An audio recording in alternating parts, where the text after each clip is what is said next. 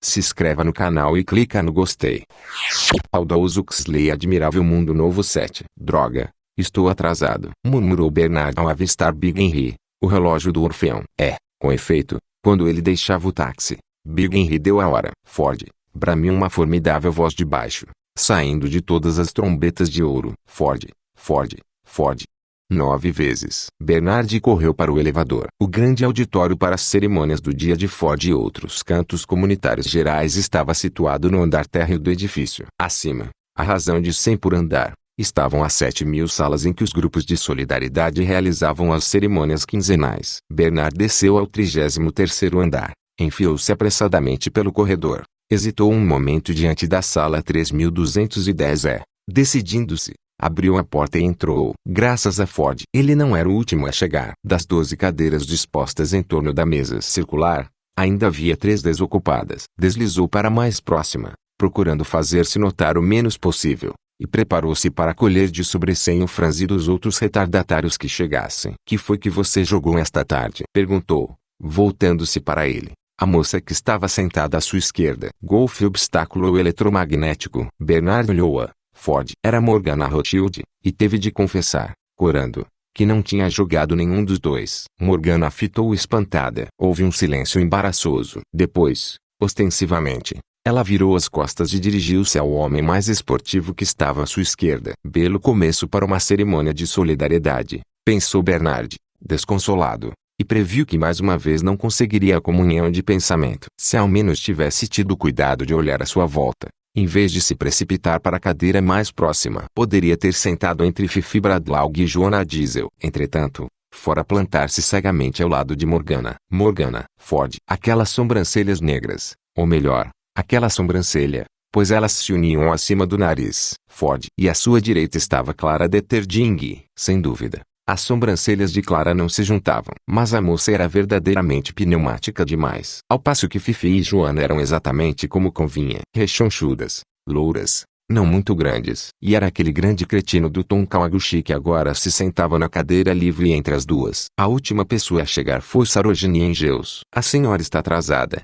disse com severidade o presidente do grupo. "Que isso não se repita." Sarojini desculpou-se e tomou seu lugar entre Jim Bokanovski e Herbert Bakunin. O grupo estava agora completo. O círculo de solidariedade estava perfeito e sem ausências. Um homem, uma mulher, um homem, num anel de alternância sem fim ao redor da mesa. Eram 12, prontos a se reunirem esperando aproximarem-se, fundirem-se, perderem um ser maior suas 12 identidades distintas. O presidente levantou-se, fez o sinal do TE, ligando a música sintética, desencadeou o suave, infatigável rufar de tambores e um coro de instrumentos, de quase sopro e supercordas, que repetiram expressivamente, muitas e muitas vezes, a melodia breve e obsedante do primeiro cântico de solidariedade. Outra vez, mais outra, e não era o ouvido que percebia o ritmo martelado, era o diafragma, o gemido e o clangor daquelas harmonias reiteradas assombravam não o espírito, mas as entranhas, criando uma ardente compaixão. O presidente fez de novo o sinal do T e sentou-se. A cerimônia tinha começado. Os comprimidos de soma consagrados foram colocados no centro da mesa. A taça da amizade,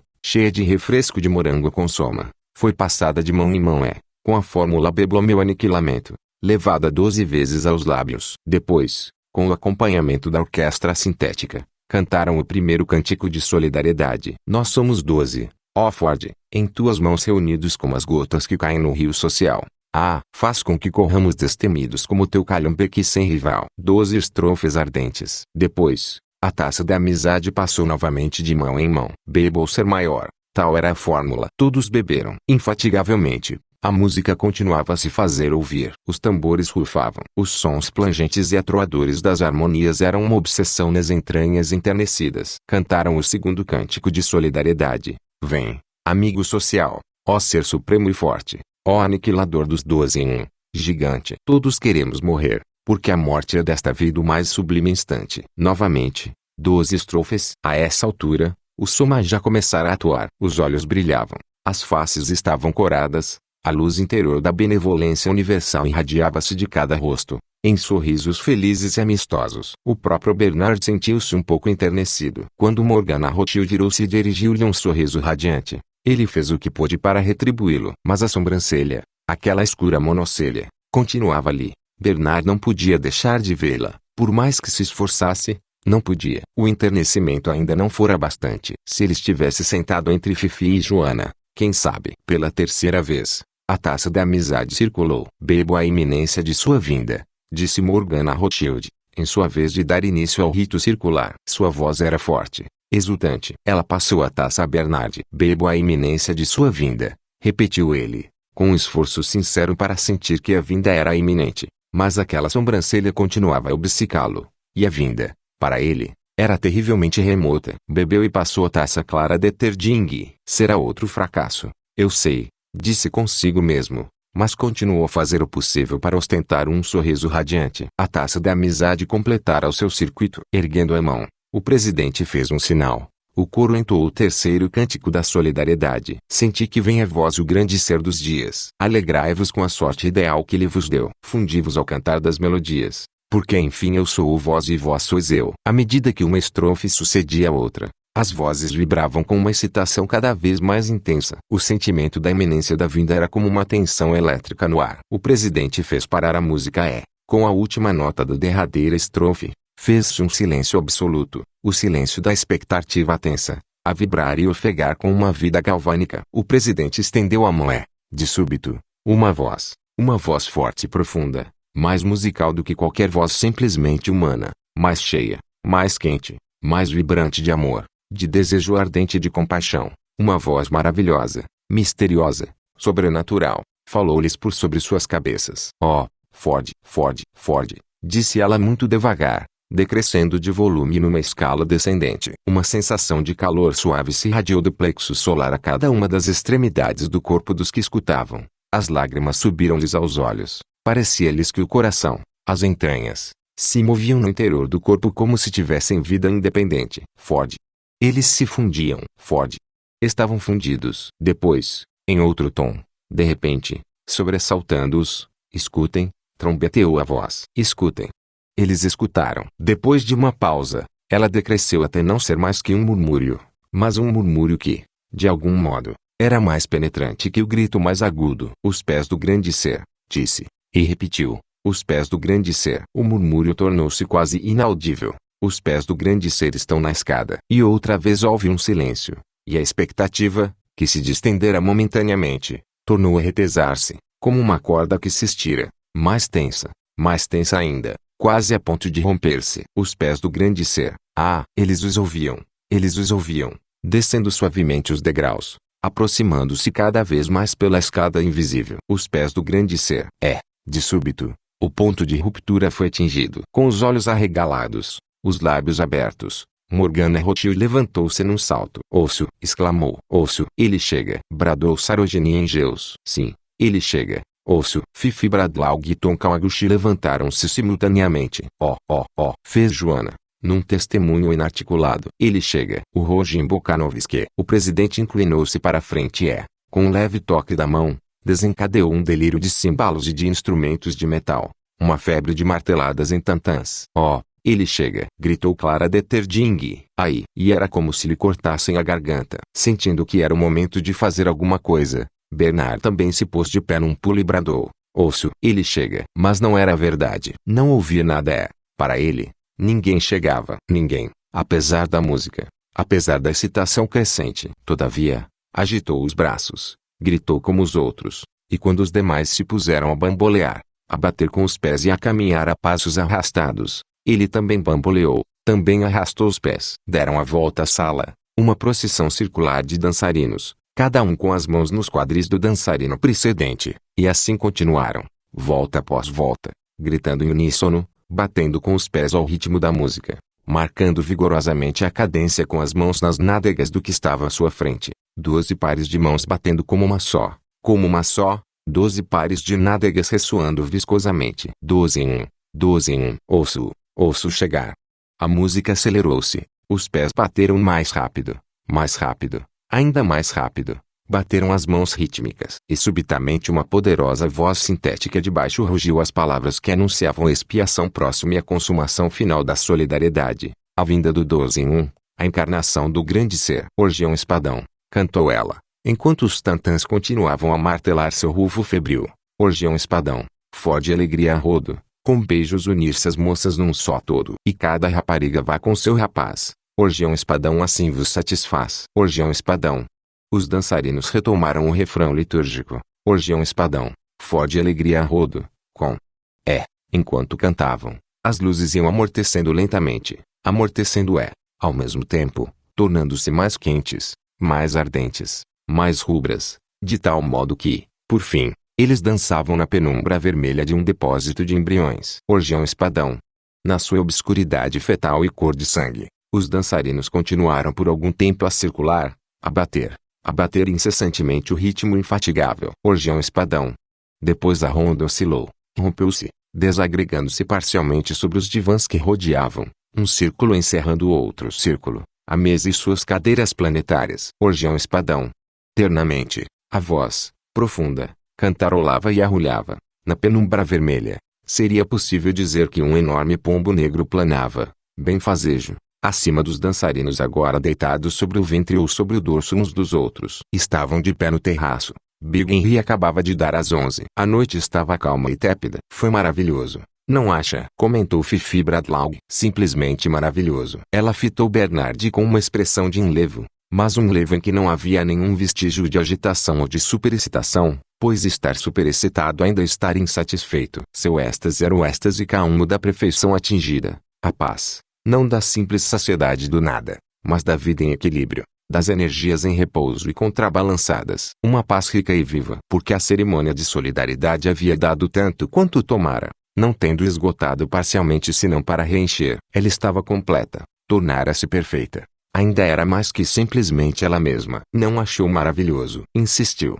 fixando no rosto de Bernard seus olhos brilhantes, de um fulgor sobrenatural. Sim, achei maravilhoso, mentiu ele, e desviou o olhar. A visão daquela fisionomia transfigurada era uma acusação ao mesmo tempo, uma lembrança irônica do que o afastava dos demais. Sentia-se tão aflitivamente só, agora, quanto no começo da cerimônia, mais isolado ainda, em virtude do vácuo que nele não fora preenchido, em virtude de sua saciedade inerte. Irremediavelmente isolado, enquanto os outros se fundiam no grande ser, só, mesmo no amplexo de Morgana, bem mais só, na verdade, mais irremediavelmente ele mesmo do que nunca fora em sua vida. Tinha saído da penumbra vermelha para o fulgor banal da eletricidade com o sentimento do eu intensificado a ponto de se tornar um martírio. Sentia-se totalmente infeliz, e talvez, os olhos luminosos de Fifi o acusavam, fosse por sua própria culpa. Absolutamente maravilhoso, repetiu. Mas a única coisa em que podia pensar era nas sobrancelhas de Morgana. 6. Um estranho,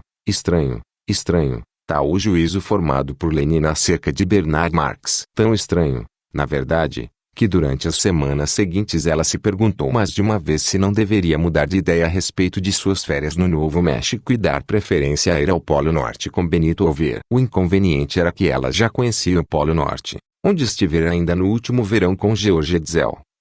Além do mais, achara tudo simplesmente horrível. Nada para fazer, e o hotel desoladoramente antiquado. Sem televisão nos quartos, sem órgão aromático, nada mais que música sintética, e essa mesma infecta, e somente 25 quadras de pelota escalator para mais de 200 hóspedes. Não, de modo algum poderia suportar de novo o Polo Norte. Além disso, ela só fora uma vez aos Estados Unidos. Mesmo assim, por tão pouco tempo. Um fim de semana barato em Nova York, fora com Jean-Jacques Abibullah ou com Bokanovski Jones. Não se lembrava. Aliás, isso não tinha a mínima importância. A perspectiva de tornar a voar para o Ocidente, e por uma semana inteira, era muito sedutora. Além do que, passariam pelo menos 3 dos 7 dias na reserva de selvagens. Do pessoal do centro, somente meia dúzia, quando muito, já estivera no interior de uma dessas reservas. Como psicólogo alfa mais, Bernard era um dos poucos homens de suas relações que tinham direito a uma autorização. Para Lenina, a oportunidade era única. No entanto, os modos estranhos de Bernard eram de tal forma também únicos que ela hesitava em aproveitá-la, e até pensar em se arriscar a ir de novo ao polo com aquele Benito tão divertido. Benito, pelo menos, era normal. Ao passo que Bernard é o álcool no pseudo-sangue, tal a explicação que dava Fanny a cada uma de suas excentricidades. Mas Henri, com quem, uma noite em que estavam deitados juntos, Lenina discutira, não sem um pouco de ansiedade, sobre o caráter de seu novo amante Henri comparara o pobre Bernard a um rinoceronte. Não se pode ensinar habilidades a um rinoceronte, explicou ele, no seu estilo conciso e vigoroso. Há homens que são quase rinocerontes. Não reagem de maneira adequada ao condicionamento. Pobres coitados. Bernard é um desses. Felizmente para ele, é bastante competente em seu trabalho. Se não fosse isso, o diretor de certo não o teria conservado. Contudo,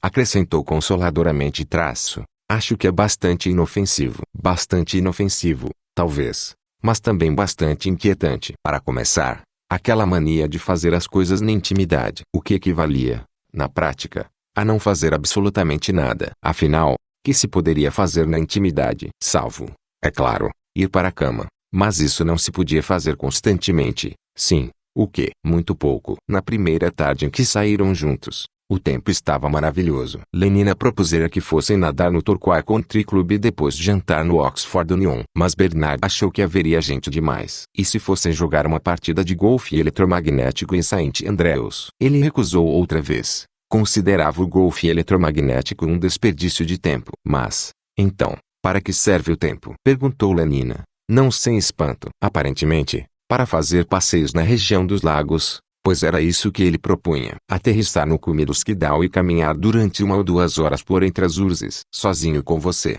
Lenina. Mas, Bernard, nós ficaremos sós toda a noite. Bernard ruborizou-se e desviou o olhar. Eu queria dizer, sós para conversar, murmurou. Para conversar? Mas sobre o quê? Caminhar e conversar pareciam-lhe um modo bem estranho de passar a tarde. Por fim, ela o convenceu, bem contra a vontade, a voarem até Amsterdã para assistirem às quartas de final do campeonato feminino de luta livre de pesos pesados. No meio da multidão, resmungou ele. Como sempre, manteve-se obstinadamente taciturno a tarde inteira. Recusou-se a falar com as amigas de Lenina, que encontraram às dúzias no bar onde eram servidos sorvetes de soma, nos intervalos das lutas. Apesar de seu estado de espírito lamentável, recusou terminantemente o sundae de framboesa na dose de meio grama, que ela lhe oferecia com insistência. Prefiro ser eu mesmo, disse ele eu mesmo e desagradável, e não o outro, por mais alegre que seja. 1 grama tempo nos poupa muito mais, retrucou Lenina, servindo-lhe uma brilhante pérola de sabedoria hipnopédica. Bernard repeliu com impaciência o copo que a moça lhe oferecia. Vamos, não se zangue, disse ela. Lembre-se, com 1 centímetro cúbico se curam 10 sentimentos lúgubres. Ora, pelo amor de Deus, cale-se, gritou ele. Lenina deu de ombros. 1 grama vale mais do que o hora que se clama, concluiu com altivez e tomou o sundae. No regresso, durante a travessia da Mancha, Bernard quis por força parar o propulsor e ficar suspenso no helicóptero a menos de 30 metros das ondas. O tempo mudara, soprava um vento ríspido, o céu estava nublado. Olhe, ordenou ele. Mas é horrível, disse Lenina, afastando-se da janela. Estava aterrorizada pelo vácuo envolvente da noite, pelas negras ondas espumantes que se encapelavam abaixo deles, pelo disco pálido da lua, espantado e atormentado entre as nuvens que corriam. Vamos ligar o rádio. Depressa. Estendeu a mão para o botão de sintonia no quadro de comando de bordo e o fez girar ao acaso. Dentro de ti o céu é puro e sossegado, cantaram 16 vozes em um trêmulo falsete, e o tempo é suave como num vale. Depois, um soluço, e o silêncio. Bernard desligara o rádio. Eu quero contemplar o mar, em paz, disse. Não se pode nem olhar, com esse barulho infernal nos ouvidos. Mas é tão agradável. Além disso, não quero olhar. Mas eu quero, insistiu ele. Isso me dá a sensação. Hesitou, procurando as palavras.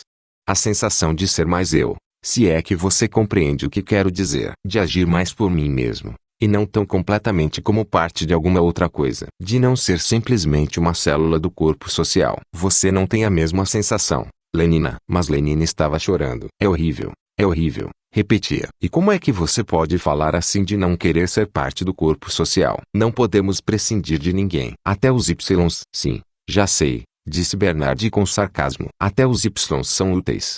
Eu também. E gostaria imensamente de não servir para nada. Lenina escandalizou-se com a blasfêmia. Bernard protestou, espantada e aflita. Como pode falar assim? Bernard, em outro tom, respondeu meditativamente. Como posso? Não, o verdadeiro problema é este. Como é que não posso? Ou antes, pois sei perfeitamente por que é que não posso, o que eu sentiria se pudesse, se fosse livre, se não estivesse escravizado pelo meu condicionamento. Mas, Bernard, você diz as coisas mais espantosas. Você não tem o desejo de ser livre. Lenina, não sei o que é que você quer dizer. Eu sou livre. Livre para me divertir da melhor maneira possível. Todos são felizes agora. Ele riu. Sim. Todos são felizes agora. Nós começamos a dar isso às crianças a partir dos 5 anos. Mas você não deseja ter liberdade para ser feliz de algum outro modo. Lenina, de um modo pessoal, por exemplo. E não como os outros. Não sei o que você quer dizer, repetiu Lenina. Depois, voltando-se para ele,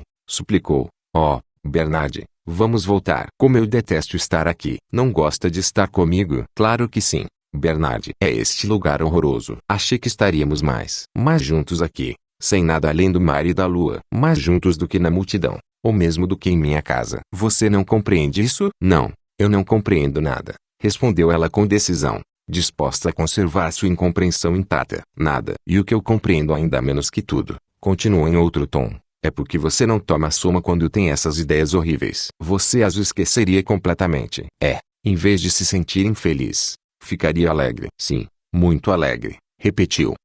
Apesar de todo o tormento que transparecia em seus olhos, sorriu com um ar que ela procurava tornar convidativo e voluptuoso. Ele olhou-a em silêncio, com a fisionomia muito séria, sem retribuir o sorriso. Olhou-a fixamente. Após alguns segundos, os olhos de Lenina desviaram-se. Ela deu um risinho nervoso. Procurou dizer alguma coisa e não pôde. O silêncio prolongou-se. Quando por fim Bernard falou, foi em voz fraca e cansada. Final da parte 7.